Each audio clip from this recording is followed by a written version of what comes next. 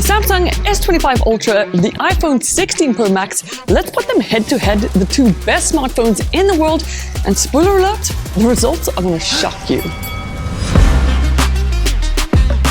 So both these phones come with a bunch of special features that really set them apart. Like, the most obvious one is the S Pen on the Samsung, which has been around for 14 years. Not everyone uses it, but it is still cool to have, even if it has had a bit of a downgrade.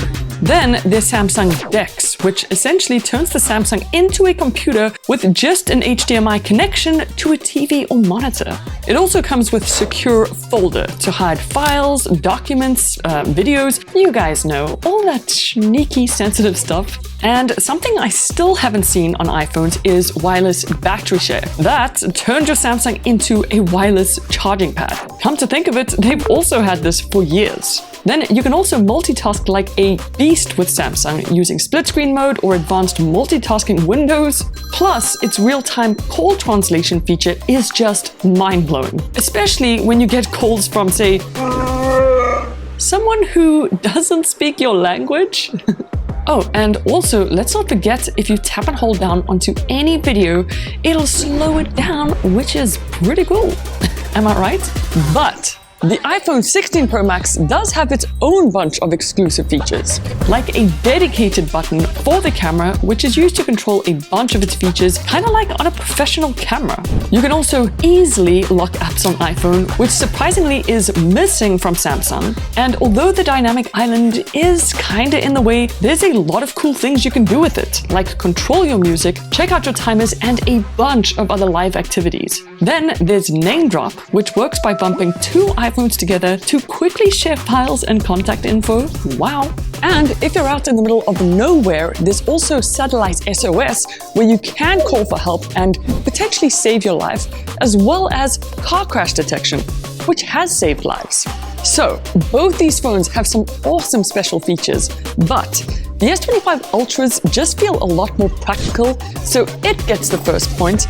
And to spice things up, I'll switch to whoever wins this showdown. What? So here are two picks I took, one with Samsung and the other with iPhone. Let's see if you guys can guess which one is which. But before I show you, the first thing I'll actually compare is video, because both these bad boys can shoot in 4K slow-mo, which Samsung came up with first, but even though Samsung's had it for longer, you'll notice there isn't that big of a difference, even when you zoom in. Like, both phones are basically identical in quality.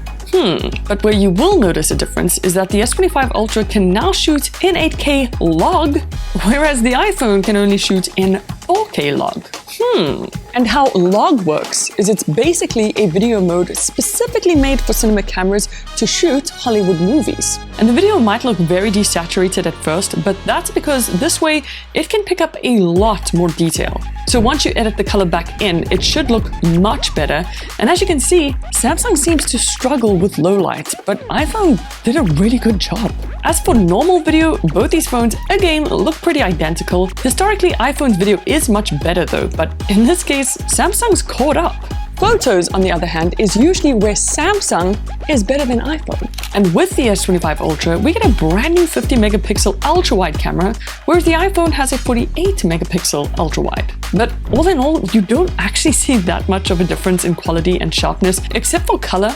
And the same goes for the 200 megapixel camera on the Samsung against the 48 megapixel on the iPhone. Like, there isn't that much of a difference. Okay, now let's see if you guys got this right. The left is iPhone and the right is Samsung. Selfies is usually where Samsung kind of disappoints me because of skin tone, but damn, these look great. Honestly, even though Samsung has added 8K log, improved its portrait mode, and even the camera interface, I still think that the iPhone's quality is just better. Now onto these massive screens that actually had tiny updates. I really do mean tiny, like literally a 0.1-inch update. So from 6.8 inches to 6.9. Yeah, that's it. So while they're equally as big, it is just better to watch videos on Samsung because it doesn't have a massive cutout like on the iPhone, and they're also equally as thin, so not much competition there. But they do have different screen resolutions. Aha! So although you won't see a huge difference when watching content, Samsung does have an overall better screen resolution than iPhone. Alongside that, it's also slightly brighter too. But honestly, you won't really see any big difference between the two, even in direct sunlight. Regardless though, the Samsung is just slightly better than the iPhone. And when it comes to reflections, the screen on the Samsung is again slightly better at handling glare than the iPhone. But even though these massive screens are slightly different, they do have something in common: the glass. And you know what glass does? It breaks, which can totally ruin your $1,000 phone, especially if you've got a massive screen like these. And I've learned the hard way, you've got to be really careful. Or if you just want to forget about worrying altogether, I suggest you get a case. And I actually found the best two cases for these phones that I just had to show you guys. Because not only can you slap it on to protect your phone, but it's also got a special feature, and that is MagSafe, baby, on the S25 Ultra, which is one of the biggest features I've been wanting on Samsung for like ever. It's called the Halo Lock Classic Hybrid Case from ESR that you can also get for the 16 Pro Max in a couple different colors. And a little bonus about this case, the camera button actually works unlike other cases, and ESR also have this sick wireless car charger that's specifically made to work with both the S25 Ultra and the 16 Pro Max cases, which also cools them down while charging. Sweet! So if you want to protect and charge your phone in style, then check out the link to ESR down below. But back to who's got the better screen, well, because the Samsung is slightly brighter and higher res, it gets the point. Okay, so we all know that Samsung has Bixby and the iPhone has Siri. But now the S25 Ultra also comes with Google Gemini alongside Bixby.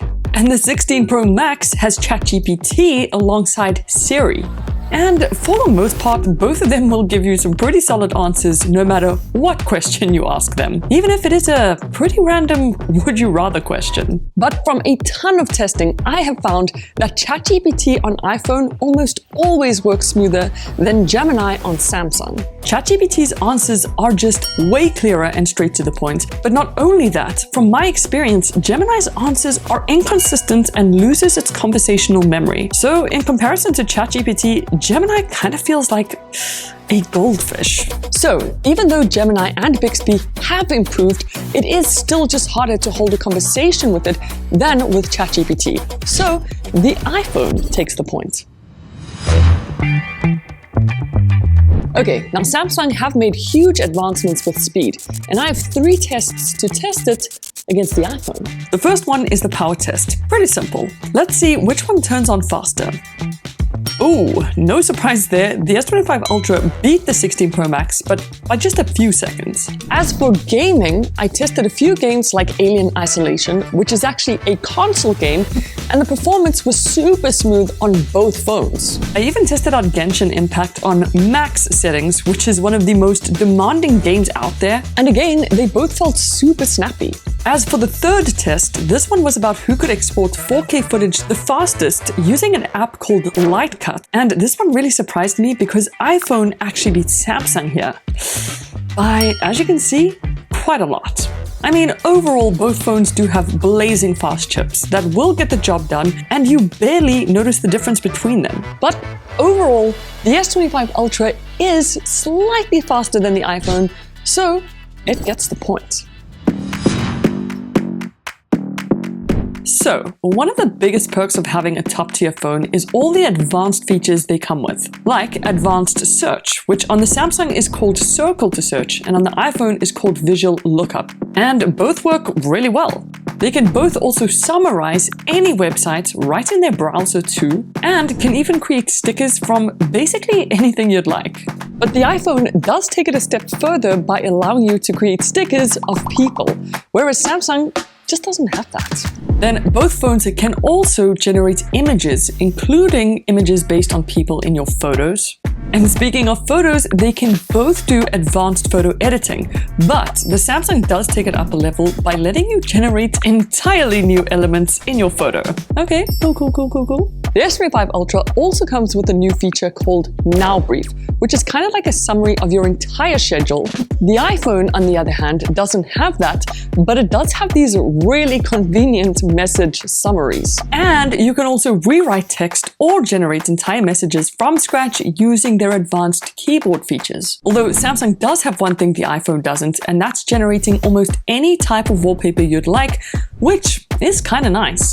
So if you're wondering which one has the better features, well, you can't go wrong with either one, so I'm giving them both the point. But now, let's move on to the battery.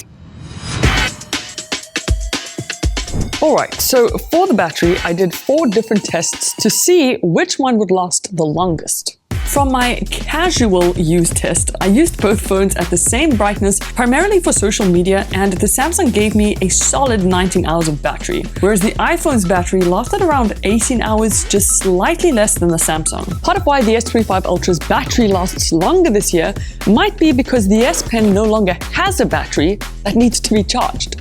Then for the second test, I put brightness to max on both and used them non-stop. And again, the S25 Ultra gave me just a bit more juice than the 16 Pro Max. And as for charge time, the Samsung is still in the lead using a super fast charger. iPhone, even though it's faster than before, is still slower than Samsung. And the last test I did was wireless charging, where they both took around 2 hours to charge from 0 to 100. There's definitely a pattern I'm noticing here because again, Samsung is just slightly better than the iPhone, so it gets the point. But with 3 points left, let's see if the iPhone can make a comeback. Alright, now Apple finally caught up to Samsung in the customization game, but just when you think the playing field is leveled, Samsung released its latest One UI 7 software update. And let me tell you, it's packing some seriously cool customization tricks that the iPhone just doesn't have. Like, first off, folder customization. You can now enlarge grouped folders, which looks so much better, and still change the color like you could before.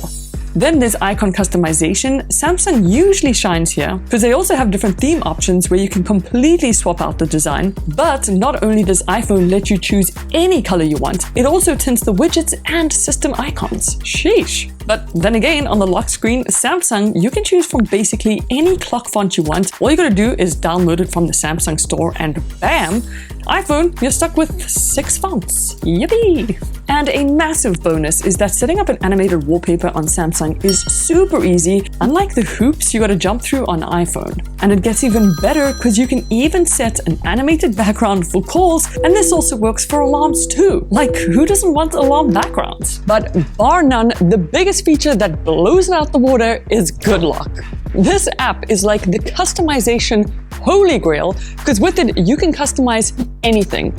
I literally mean anything. So Samsung clearly takes the point here because it's just got way more advanced customization, kind of leaves the iPhone in the dust. But what about user experience? So, user experience is basically how easy, intuitive, painless, and fun it is to use a phone. And Samsung have had a lot to do in this department. But surprisingly, it's managed to close the gap, especially with the new One UI 7 update. And that's also because the iPhone has felt a bit stagnant over the past few years. Like, if you compare all the changes between One UI and iOS, Samsung has just had huge leaps. Like, why is it that we still can't split screen on iPhone and use multitasking like you can on a Samsung? It's frustrating. And one more thing that Samsung has is 7 years of software updates, whereas iPhone, you only get max 5 or 6. Honestly, even though iPhone feels pretty stale, it's still really good, and Samsung have just caught up. So for user experience, they're both really good and they both get the points. And that just leaves 1 point left. Okay, for price, the competition is tough. And that's because the Samsung is still $1,299 or £1,249, whereas the iPhone, believe it or not, is still cheaper by $100. However, here's what makes price so tough. Samsung's trading deals are just better than iPhone. You can get up to $900 of trade-in value when buying the new S25 Ultra, making it $399, which is 69% off. In comparison to the iPhone 16 Pro Max, which you can get $630 off, making it $569. Which kind of makes them both worth it, and because of that, I'm going to give them both the final point. And that makes the S25 Ultra the best smartphone in the world, and the iPhone the second best? But then why does everyone still keep buying the iPhone when it keeps losing these battles? Well, here's my final conclusion, and let me know if you agree. iPhones are made for the masses, but Samsungs are made to be the most advanced smartphones in the world.